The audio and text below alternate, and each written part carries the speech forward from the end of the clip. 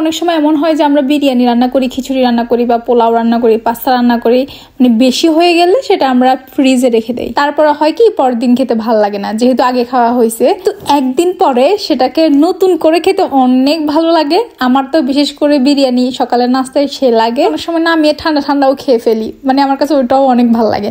আচ্ছা যাই হোক, আমি পাস্তা রান্না করছিলাম, খাওয়ার পরে এতটুকু রয়ে গিয়েছে, এটা কিভাবে শেষ করবো বুঝতে পারতেছি না। আমার একটা ওল্ড প্রসেস আপনাদের সাথে শেয়ার করতেছি। আমি মাঝে মাঝে পাস্তাকে ঠিক এইভাবেই খাই। আমি পাস্তার সাথে ভালো করে ডিম দিয়ে মিক্স করে নিব। এখানে আমি 2টা ডিম ইউজ করছি, আপনারা চাইলে একটাও করতে পারেন। আমি কড়াইতে একটু তেল গরম হতে দিয়েছি, এরপরে পাস্তা আর ডিম মিক্স যে করেছি সেটা দিয়ে দিয়েছি। আপনারা তেলের ভিতরে ডিম দিয়ে ভালো করে নেড়েছে এরপরে পাস্তা অ্যাড করতে পারেন। কিন্তু এভাবে করলে ব্যাপারটা হয় কি প্রতিটা পাস্তার সাথে ডিমটা লেগে থাকে আর ওভাবেই খাওয়া হয়, এই জন্য ভালো লাগে।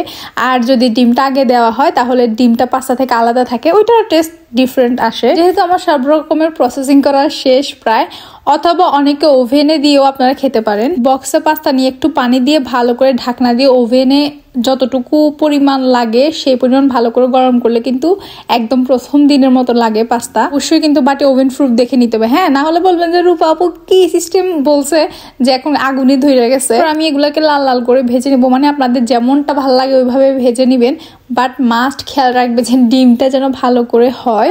এই তো আমার পাস্তা রেডি। এটার টেস্ট একদম ডিফারেন্ট থাকবে। যখন পাস্তা রান্না করা হয় গরম গরম খেতে জাস্ট ওয়াও, কিন্তু ফ্রিজে রাখার পরে এভাবে খেয়ে দেখবেন এটা আরেক রকমের ওয়াও। অবশ্যই ট্রাই করতে ভুলবেন না, আর কেমন হয়েছে জানাবেন।